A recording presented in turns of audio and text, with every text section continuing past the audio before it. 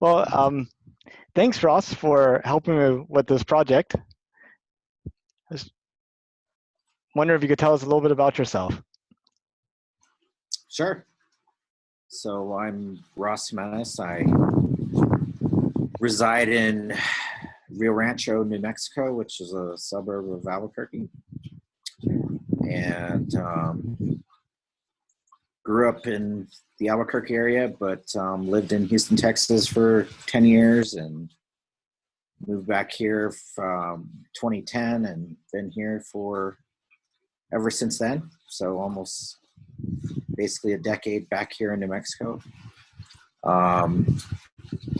For work, I've been working in IT for the past 20 plus years. So spent a long time at Hewlett Packard and started at Compact Computer, and then have done stints at various companies, both public and several small and medium-sized startups. And right now I'm at Sandia National Laboratories, which is a federally funded research development laboratory. That's awesome. And, talking about federal projects and things, does NASA come up at all in your work at Sandia? Not really with my work, although I think potentially there are projects. Sandia does work for all areas of the government. Usually we call them, three-letter agencies. Primarily, Department of Energy, obviously, but there's definitely work for other three-letter agencies, and there is some work for probably like JPL, which is NASA affiliated. And I wouldn't be surprised if there is work from NASA, but I definitely would not be privy to knowing about it. But I wouldn't be surprised if there is. It's pretty diversified in terms of the types of projects that are done. So there's definitely a lot of different things going on. I talk about projects. Did you know that NASA is planning to send people back to the surface of the moon in 2024? I only knew that because I caught one of your previous videos on YouTube, I believe. So that's the only reason I heard of that. I'm kind of interested in what NASA needs to do to kind of, raise it into the social consciousness. I think that's probably impossible during the COVID time, or maybe at some point we become so bored we're like, please tell me something new. But it was in the State of the Union address. Of course, a gazillion things were. And then, NASA has like one of the largest budgets it's had in many, many years. And this is, kind of like been a priority of the current administration. And NASA is like really active on like social media, but I think you only see it if you have a shared interest. But what are some things that NASA should be doing if they want to get the word out?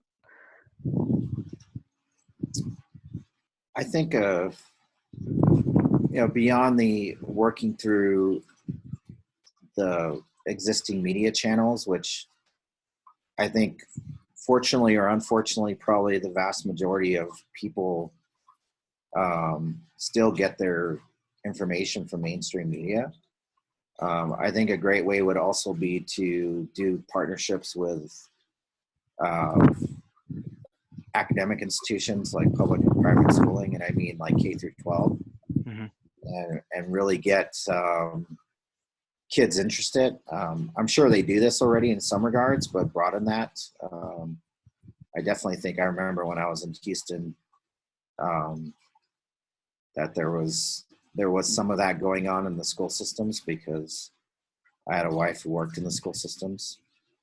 So I think I remember hearing some of that, but definitely outside of areas where NASA is pretty prevalent, they probably don't have much funding there to do that. But that's one area I think if you got the kids interested, it would probably make the parents a little more known, or make the things NASA is doing a little more known to the broader family. Those are good ideas. I'm also wondering how many people may have heard of it, but just dismissed it because they think it's like not going to happen. Because I mean, like in George Bush's time, they were talking about going to the moon again, and then that didn't get funded. And in both George Bush's times, they were planning to go places. And I mean, how much of it is just like it's disbelief? Why even work up any type of intellectual or emotional energy thinking about it if it's just going to not happen? Well, for most people my age, right? Like, I'm in my early 40s. All that happened before we were even born, right? The first moon landing and so forth, right? So it seems like, we've seen the whole space shuttle program and all that happened in the space station and the Hubble, but actually landing on another, planet or on the moon, right, is just like crazy. I think the Mars rover got a lot of mind share with folks, or I definitely was interested in that and seeing the initial pictures that came back from the Mars rover. That was really exciting. By the way, Sandia did the balloons for that, like Oh, okay. the Like when it airbag. landed, right? Yeah, when it lands and bounce, the airbags are designed at Sandia. So there's one project. I know that happened. Of course, that was before I worked at Sandia. Um, the other thing I was going to say is, so for people who aren't like engaged in that, they might think it's kind of, they know it happened at one point, but it's so kind of outside the norm that they don't think it'll happen, like you said. But for me, I'll give you an interesting story. Back in the late 90s, before I moved to Houston, I was an intern at Sandia National Labs, and they asked for volunteers to volunteer at this conference. And I didn't know what conference it was. Well, I wasn't really interested. I just knew, like, for some reason, I thought, well, I should volunteer for this. They're asking people to help, specifically the student interns who work there to help. And it was I think it was called the Space Science Symposium. Hmm. And that was my first time experiencing some pretty amazing stuff. And this was, I think it was either 99 or 98, might have been 97 even, I can't remember. I was trying to look it up before we started talking here so I could tell you the exact date, but I think it was 99, but I'm not certain. And that's where Buzz Aldrin was one of the keynotes. So I saw him and met him. And then, but the story I always tell about this is, I remember being in these conference sessions and they were talking about basically colonizing the moon, right? And they were talking about like scientific papers about like how to create oxygen, how to extract water from moon rocks, how to like beam power using microwaves, different parts of the colony. And then there was also a lot of argument about like who owned what parts of the moon, Hmm. right? Like heated arguments. And I was just volunteering, so I was just in the conference sessions, but I couldn't believe these people arguing about like this area of the moon is really theirs, right? They should get first claim to this part of the moon for whatever reason. I knew, or I learned, since then, obviously, like the dark side of the moon shields a lot of the noise from the earth. So I did learn about that, and there's definitely people who want that, aspect of it. But at that time, and I was like, I think I was 18, I might have been 19. I couldn't believe like all these people were doing so much work about like colonizing the moon at that time. And that was like, what? That's 20 plus years ago. So I'm sure things have progressed greatly, even though I haven't followed them because I'm not in that world. But back then, I was amazed at like how much effort and energy was being put into all these things about basically needed to be able to colonize the moon eventually. It's pretty exciting, but from what I can see, pretty much everything is still discussions like that. Like it really hasn't advanced that much. Like we haven't been back to the moon. We haven't even landed a probe on the moon. The first time we're going to do that is going to be like next year. Well, it's kind of like the innovative things would be like the growth in the commercial sector, SpaceX, Blue Origin, um, the NASA, instead of like buying rockets and landers to land experiments on the moon and building it all themselves, they've basically have these 15 companies that will bid out to land their package on the moon, and they have to design the rocket, design the lander, take care of everything. And if there's any extra capacity, they could do whatever they want to with it. And so it's like a whole innovative thing. There's this company in Pittsburgh called Astrobotics that's actually doing this thing with DHL, and you can send like a moon box, like a little small thing. You can like order it online and send a an inert object to the moon, and they're supposed to land it there next year. So it's kind of, so I guess it has progressed a little, but we still don't have anything on the moon yet. Yeah, I've definitely followed the SpaceX and all the reusable rockets and all that stuff. Anytime, probably I've fallen off of it, but when it first started, it was definitely like, oh wow, this is so cool and new, that I definitely would watch some of the launches and so forth.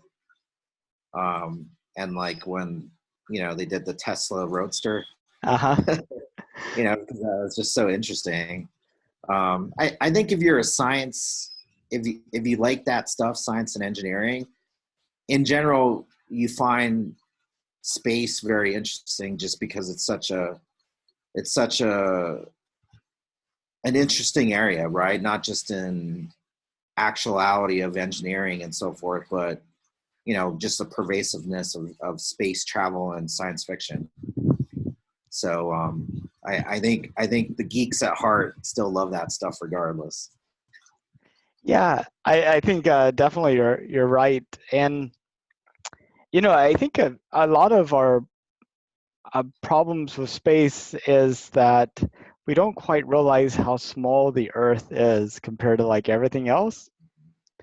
And then the second thing is we just think exploring all that's like impossible. So I think we have like this perception problem on both fronts, that the Earth is huge, big, and indestructible, and has everything that we'll ever need. But in reality, it's like itsy bitsy, and there's like all this out there. And the second thing is everything is so far away, and space is like trying to kill us, the radiation, the vacuum, the distances, whatever. But I mean, we've been able to create submarines that go underneath the ocean for 6 months at a time, with the crew. I mean, we could literally live, we could solve any problem we choose to, it seems like. It's the choosing that's the difficult part. Right. Yeah, I agree with you. I think if there's actually, just like the first lunar landing, if there's a specific focused effort on it, anything is possible, right? It's just a matter of really getting that focused effort, either from a national perspective or from an international global perspective, that this is something we want to accomplish. Anything is possible. And in your world, like, where do you put space exploration? Do you see it as like being a waste of money, or something that's going to be a key enabling type of technology? I mean, like, kind of like, how do you think of it? Well, I'm a believer in kind of big projects that create kind of smaller discoveries, right? And I don't know what the numbers are, but I know a lot of technical advances originated. I think you might be covering the mic. You were like really good, but then it like went quiet, kind of. Oh, really? I didn't. There we go. That's good. All right, maybe I did. Oh, you know what? I probably did. My bad. What I was saying is I'm definitely a big believer that big projects that uh, like the initial send a man to the moon, as well as just space exploration in general, definitely spawn all these smaller discoveries that can transform and benefit all of human life, right? And I don't know what the numbers are, but I know a lot of technologies originated in the space program. So, and I'm also a huge science fiction, I'm a big Star Trek Trekkie guy. And I definitely believe that, there's some just core problems. If you solve those problems, it would transform society, right? Like if we could figure out actually how to travel at the speed of light, right? Who knows the astrophysics of that in terms of what other impact it could have in terms of like time and stuff. But it would just transform what we think, because I totally agree with your earlier statement that people do not understand the vastness of space, right? They don't understand how far things are apart. And they also don't understand the size, like you said. And that's one area I've tried to teach my kids, just by like trying to do like, if you did this at a proper scale model, like the size of the sun compared to the earth, right? It's like just mind boggling. Or the distance, right, from the sun to the earth, right? It's not like really close, right? It's pretty dang far. And then you think about that in the context of outside, the Milky Way and farther, really traveling through space, kind of like they do in a lot of science fiction. It's just insane.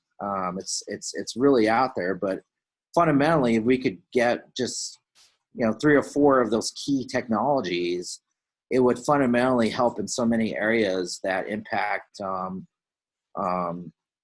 of mankind, right, on the entire planet. So I'm definitely a believer that, although it's not a quick or easy thing to do, right, it's something worthwhile to invest in. Yeah, I think the key thing with innovation, though, is having competition and multiple teams free to pursue their ideas. Like, I mean, if you just like keep building the exact model house over and over and over again, you'll never learn anything new about what's the best house to build. And it's like that first time that we were trying to go to the moon, we had no clue how to do it, and we we're really scrambling for everything. And then it's like we found a way to do it, and now everybody's talking about using commercial off-the-shelf technologies, which by their very definition means not to innovate. Because it's like you're like saying it's proven. Like there's like we're just gonna do what we did before. And like, what do you think is necessary to foster innovation? Like how can you do that in like these types of programs? Yeah, so I think I totally agree with you. Competition's a huge thing, right? And the problem is space is it the table stakes for space are so expensive. It's hard to do that. But there's probably areas that you could shrink down. Launching into orbit is not cheap, right? Although potentially with like micro payloads you could do something cheaper. But talk about competition, right? Originally, it was the space race, and it was the U.S. against the Soviet Union, and that's really was our competition, even though it was a national endeavor. But to put a parallel on that, I think something like autonomous vehicles and the DARPA challenge that Mhm. kicked off the whole autonomous vehicles, where DARPA put out this competition saying, "Hey, you need to run this 80-mile course in the desert." And you know what? The first year, no one even got close. But then, like, I think it was 3 years later, 5 vehicles did it, and then they made the course harder, because they made it, instead of being a desert course, more of a metropolitan type course where the cars had to follow traffic rules. All that spawned this whole autonomous vehicle startup world that is you know is flourishing right now, and holds huge promise, not just for personal travel, but for logistics and for transporting goods, not just with motor vehicles, but with boats and autonomous drones and all that stuff. That's what started it. So I really definitely think you have to figure out how to create incentives for competition. And even though you can't do it probably with like really large, expensive things, there's probably smaller portions. There's thousands of small problems related to space exploration that maybe you could figure out some smaller competitions that can hopefully spawn that innovation you're looking for. Yeah, it reminds me of what is it, the Ansari X Prize? The first about the whole reusable rockets, and Virgin Galactic kind Right. of came out of that. Um, and Newt Gingrich has talked about maybe having a $2 billion prize fund for the first person to land on the moon as kind of like a parallel thing instead of um, you know doing it as a government program. So, it, and if you look at aviation, I mean, Lindbergh flew to Paris to win a prize, and you had like lots of little prizes. All these aviators. So it's kind of neat. Yeah, So really interesting area, and I follow it because right now I'm doing a lot of work with artificial intelligence, and this is just a use case that uh, a class I'm taking brought up was the whole DARPA and autonomous vehicles, because that's one area that's really advanced. But there's a lot of different areas that can hopefully that kind of model can be applied to. indeed. So if it was safe and affordable, would you have any interest to go into space? Uh, I mean, I don't see why not. I don't know if I'd be an early adopter per se. I mean, I guess you can be an early adopter now if you have enough money. Um, but I'd probably, if I was 20 years younger and without a family, I'd probably be like, yeah, why not? But at this point in my life, or maybe when I get older, maybe so. I think if it was safe and affordable, like you said, I don't see why not. I mean, I think it would be an amazing thing to experience. Yeah, I mean, let's say go into orbit. 1 million people have done it ahead of you without incident. Um, is that like a safe enough number? Yeah, I mean, that sounds pretty. It'd be pretty normal, right? How about 100,000? Like, what's the threshold? Well, Three. uh, for me personally, right now it'd be pretty high. I don't know what the number would be. It'd probably be that first number you mentioned. It would have The to be pretty. million. I think that's all just about like personal risk and where people are at in their lives, right? I'm sure there's a big spectrum of both older folks as well as younger folks who probably have a higher risk threshold, and then there's probably a group of middle-aged folks who are like, I have too many things to take any risks.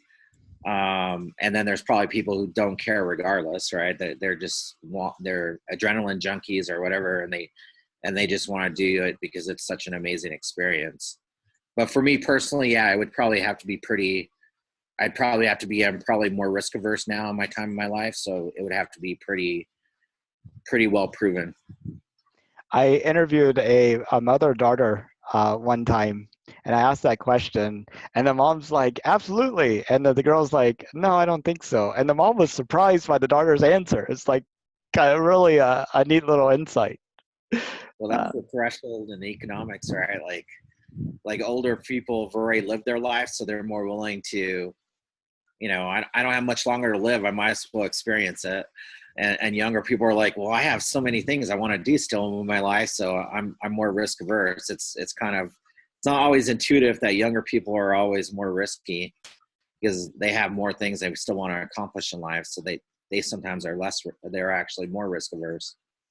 yeah, a lot of it could be like the Columbia accident and the Challenger, depending upon what age you are. I mean, those might be your only view of space exploration. Yeah, I definitely vividly remember that. Hmm. I didn't watch it live, but I was literally, and it makes no sense to me, but I'll tell the story. But and it's short, don't worry. I was I was looking at a poster of the space shuttle, and my class was not watching it, but I knew it was going on. And for some reason, they announced that it had exploded on the intercom. Wow. And that part I don't understand. I don't like thinking back at it now. I don't understand why they would do that, but I remember it. But that's the reason why I remember it so vividly, because I was literally looking at a poster of the space shuttle, and like right when I was looking at it, they announced that the space shuttle had exploded. And I think now, to like as an elementary school, why would they tell kids that? But I'm, unless I totally fabricated it in my mind, I've always remembered that. So I'm like, I always remember that day. Yeah, I mean, one thing is, you may also recall Krista McAuliffe, the teacher in space, is on that flight. So there's a Yep. really big kind of school connection, I think, maybe because of that. Any um, any of the teachers in your system that you know that might have been part of that program? Um, No, not that I know of. yeah. Um, well, thank you so much for your time. Did you have any like closing comments? Um, I mean, I think that space exploration is a great thing in terms of pushing the boundaries of science and technology and engineering. And those boundaries, when they're pushed, really create innovations in things that are not always space related that improve the lives of everyday people. And I think that's fundamentally why it's important. And I think the more we commercialize it and the more we create incentives for entities besides government entities to be the funders of it, I think I think that's really the way going forward in the future, um, where we can hopefully generate some of this innovation. But I think it's an important thing for mankind to always be striving to do hard things. Well, thank you very much. Let me stop the recording.